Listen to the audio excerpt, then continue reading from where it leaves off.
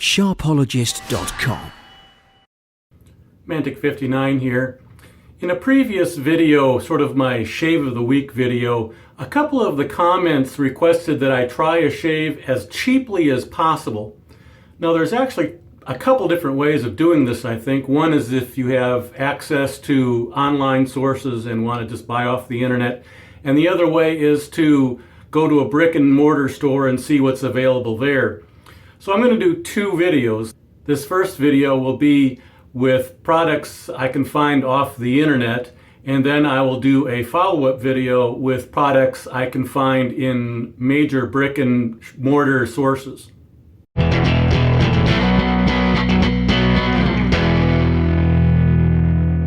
Oh, for heaven's sake, Rochester, look at the way you're... Some of the words are so light I can hardly read them. Boss, I've been asking for 2 years to buy a new ribbon. Why should I buy a new ribbon? Because pulling the old one out and dipping in grape juice is ridiculous.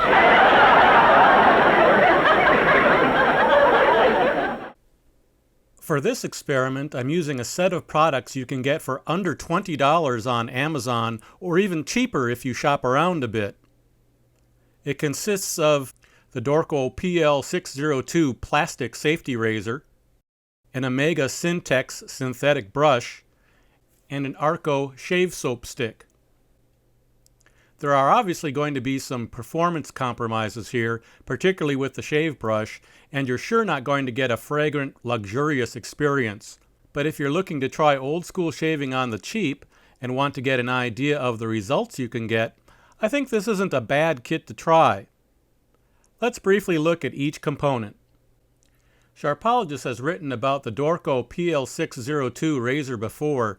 It's a two-piece all-plastic razor that has a reputation as a relatively mild but efficient razor. Even though it's plastic, the head design is actually rather good and blade alignment is easy. There are other plastic razors out there to be sure, but the 602 has a surprisingly devoted set of followers who know what they're doing. Dorco doesn't publicize the 602 much, preferring to concentrate on their Dorco Prime double-edged safety razor. The razor comes with a couple of Dorco blades. I decided to use my own preferred blade for this shave since blades are so inexpensive anyway, but the Dorco blades are certainly worth a try. The Omega Syntex brush is probably the weakest product in this kit, from the performance standpoint anyway. It uses an early generation of nylon synthetic bristles that have not only been far outpaced by the latest synthetic materials, but are also inferior to most animal hair brushes as well.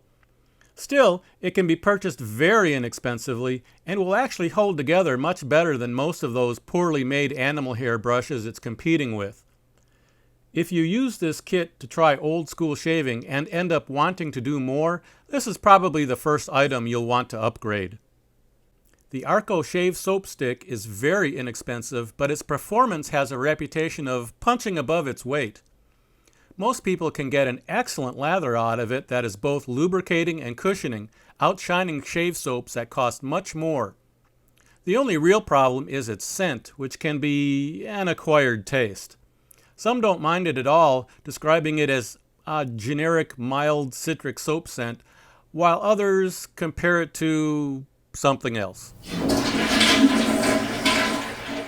Luckily, the scent is not strong, so even if you're not a fan of the smell, it's easy enough to put up with. Using this kit is not too different from using any other old school shave kit, though there are a few quirks to keep in mind. First is using the Arco shave soap stick. You rub the soap over your face, then use a moistened brush to build lather directly. It may take a few shaves to get the water ratio correct, and building the lather may take longer using that Omega brush, but with a little persistence you will be rewarded. Using the very lightweight plastic razor means not taking the usual advice of not putting any pressure on the razor, letting the weight of the razor do the work. In this case you will probably have to use some light pressure, but maintaining good blade angle has not been difficult for me when using this razor. Other than that, the usual old school techniques like beard reduction and passes still apply. Keep these ideas in mind and you'll be rewarded with good shaves with very inexpensive supplies.